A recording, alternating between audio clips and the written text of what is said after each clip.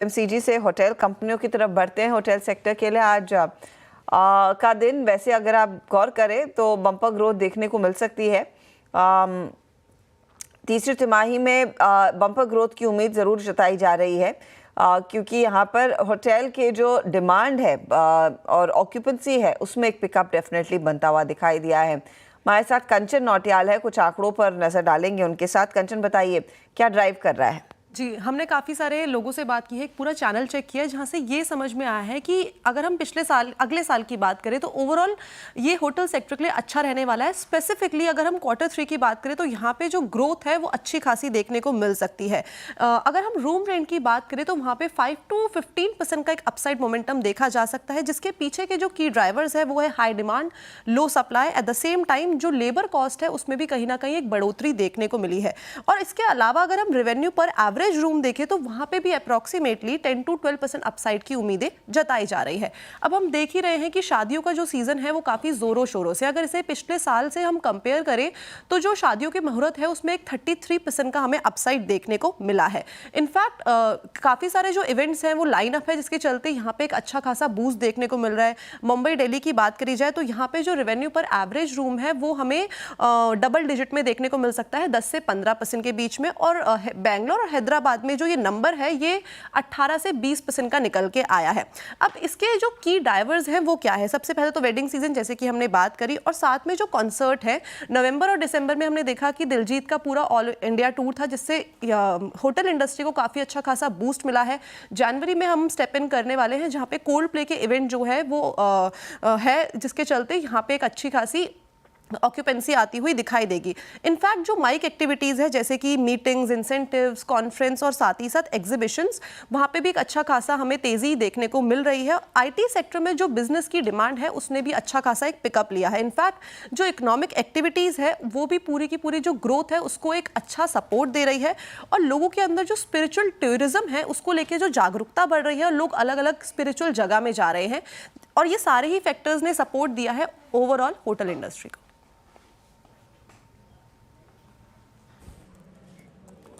Okay, hotel space आपकी screen पे कंचन ने यहाँ पे बखूबी बयां किया क्या हो रहा है क्या नहीं हो रहा है। स्पिरिचुअल टूरिज्म, इस पे मैंने भी कंचन बहुत काम किया है, पिछले 3 महीने पे मैं भी बहुत जगह पे गया हूँ। शरद जी, आपने कंचन को सुना अभी और बाकी होटल टैरिफ्स का तो आपको मालूम ही है। आपका व्यू क्या है, एंड स्पेशली वो जो इंडियन होटल्स की जो उन्होंने विज़न 2030 प्रेजेंट किया था, आपको वो कैसा लगा? और आप लोगों के पास इस वक्त सबसे स्ट्रॉन्ग मतलब जो होल्डिंग है, आप लोग की रिकमेंडेड होल्डिंग है, वो कौन सी है? जी देखिए, मुझे भी लगता है कि होटल्स में डिमांड तो काफ़ी स्ट्रॉन्ग रहनी चाहिए, इस क्वार्टर भी क्या, लॉन्ग टर्म भी क्या।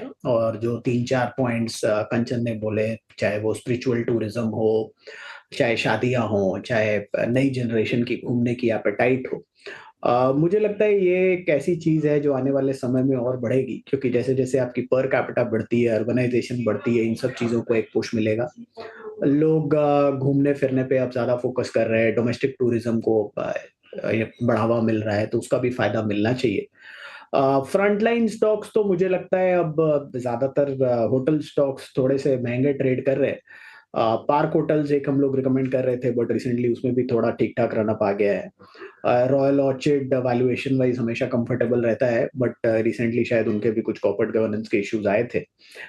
तो मुझे लगता है सामी होटल्स प्रोबेबली एक बढ़िया बेट हो सकती है, क्योंकि वहाँ पे वैल्यूएशन कंफर्ट है, लगभग 13.5 टाइम ईवी/एबिटा पे ट्रेड कर रहा है फॉरवर्ड पे। और जो यूनिक स्ट्रैटेजी है वो मुझे बहुत अच्छी लगी, जिस तरीके से उन्होंने कोड को क्रैक कर लिया है, एलिंग होटल्स को लेके या नई होटल चेन्स को लेके उसको टर्न अराउंड करना रिफर्बिश करके। ये स्टोरी मुझे मैक्स हेल्थ केयर टाइप की लग रही है, जिस तरीके से उन्होंने एक ट्रैजेक्टरी बनाई है, तो सामी में भी ये प्रोबेबिलिटी काफ़ी स्ट्रॉन्ग है। और नंबर ऑफ कीज़ के हिसाब से एक डिसेंट प्लेयर हो गया है कंट्री में। तो मुझे लगता है ये जो कोड उन्होंने क्रैक किया है, इसकी वजह से आपको जो बॉटम लाइन इम्प्रूवमेंट वगैरह है वो बहुत स्मार्ट दिखनी चाहिए। अगले साल भी हम ये उम्मीद कर रहे हैं कि एफआई 26 में ₹8 के आसपास की अर्निंग्स कंपनी रिपोर्ट करेगी, जो लगभग एफआई 25 से डबल के आसपास होनी चाहिए। तो मुझे लगता है ये एक स्टोरी हो सकती है जो काफ़ी बढ़िया हो सकती है। और इसके अलावा अगर आप एक प्रॉक्सी प्ले की तरह करना चाहें, तो मुझे लगता है लॉन्ग टर्म में एक थीम के हिसाब से तो वहाँ पे आप इक्सिगो, टीबीओ टेक, यात्रा और इजी ट्रिप जैसी स्टोरीज का एक बंच बना के इस स्पेस को प्ले कर सकते हैं। More of a platform play, direct hotel वाला रूम रेंट वगैरह का बेनिफिट नहीं होगा, बट आप टूरिज्म की प्रॉक्सी अगर देख रहे हो, नई जनरेशन है, तो मुझे लगता है ये ऑनलाइन वाली पेनिट्रेशन लगातार बढ़ती रहेगी, तो इन चारों कंपनीज को बहुत फायदा होना चाहिए और ग्रोथ रेट्स काफी बढ़िया रह सकती है। रिसेंटली शायद तीनों चारों स्टॉक्स ही थोड़ा सा करेक्ट भी हुए हैं, तो आपको डिसेंट वैल्यूएशंस पे भी मिल जाएंगे। तो जैसे जैसे एक लॉन्ग टर्म में अगले 4-5 साल में ये प्ले आउट करता है, तो ये 3-4 कंपनीज आपको एक प्रॉक्सी में होटल्स के कंपैरिजन में एक अच्छी ग्रोथ दे सकते हैं। ओके, चलिए, तो ये आपके होटल्स में चुनाव है। अच्छा देखिए, बहरहाल हमने कुछ होटल कंपनियों से बात भी करी और कामत होटल्स के डायरेक्टर विशाल कामत का एग्जैक्टली कहना है कि जो इस वक्त कॉस्ट है उसको देखते हुए, जो कॉस्ट कंपोनेंट है होटल्स कंपनियों के, उसको देखते हुए अब एक टैरिफ हाइक की ज़रूरत है। आइए सुनते हैं उन्होंने क्या कहा एग्जैक्टली। रेट्स इसके लिए नहीं बढ़ाते क्योंकि बढ़ाना चाहिए, हम बढ़ाते हैं क्योंकि एक्सपेंसेस बढ़ते हैं हमारे। आज लेबर कॉस्ट जो है हमारी इंडस्ट्री की सबसे दिक्कत लेबर है, एक तो पहले मिलना और उसके बाद मिलने के बाद रिटेन करना, तो salary cost is a big part of our thing अगर आपको क्वालिटी देना हो तो पहली बात तो अगर बढ़ता है तो मार्केट टू मार्केट डिमांड के हिसाब से आपको कहीं 5%, कहीं 15%, कहीं 10%, कहीं 8%, तो ये एक मार्केट डायनामिक्स रिलेटेड स्टोरी है।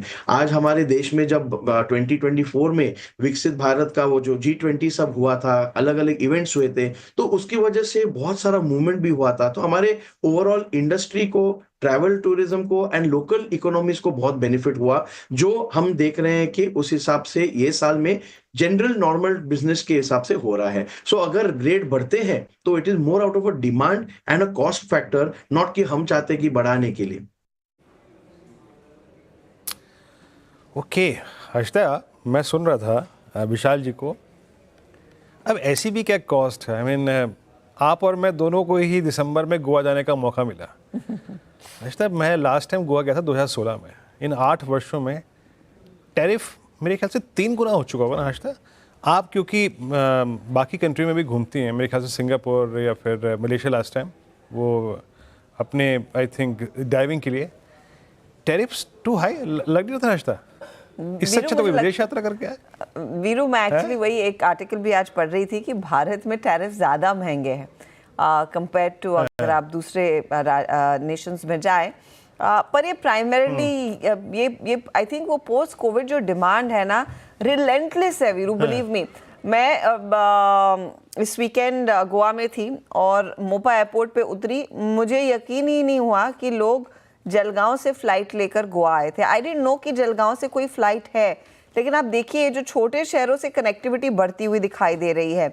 जो वैसे भी नॉर्मल कनेक्टिविटी थी वो भी मैग्नीफाई हुई है। अब 2-2 एयरपोर्ट्स इस तरह के डेस्टिनेशंस में आ रहे हैं, तो टैरिफ्स एब्सोल्युटली स्काई रॉकेटिंग है। और आपको याद होगा जब इंडियन होटल के मैनेजमेंट ने भी स्पेसिफिकली कहा था कि देखिए डिमांड की कोई भी यहाँ पर ऑफटेक में कमी देखने को नहीं मिली है, चाहे वो लग्जरी हो, चाहे आपका मिड सेगमेंट वाला हो, चाहे वो आपका बिजनेस ट्रैवल हो, कहीं पर भी डिमांड में बिल्कुल कोई सेटबैक नहीं है। तो जितनी वो तो सप्लाई डिमांड का खेल है, सप्लाई तो उतनी की उतनी है, लेकिन डिमांड तो बढ़ ही रही है।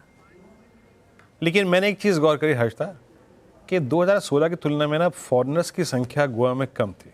मतलब जो मेरा तजुर्बा था कम थी, है ना? काफी कम थी। उसके तो वो 2 कारण है वीरू। एक तो आपका रशिया यूक्रेन वॉर और दूसरा ये इजराइल पैलेस्टीन वाला जो झड़प चल रही है, फिर वो भी एक वॉर ही है। उसकी वजह से काफी बड़ी मात्रा में कम फॉरेनर्स दिखे थे इस बारी। जी हाँ, इसमें कोई राय नहीं कि अगर आप देखें तो खैर अब ठीक है। हर्षदा ने जो पॉइंट की ना बात कि जब अब डिमांड इतनी स्ट्रांग है तो फिर टैरिफ हाई ही रहेंगे। अब एक काम करते हैं, थोड़ा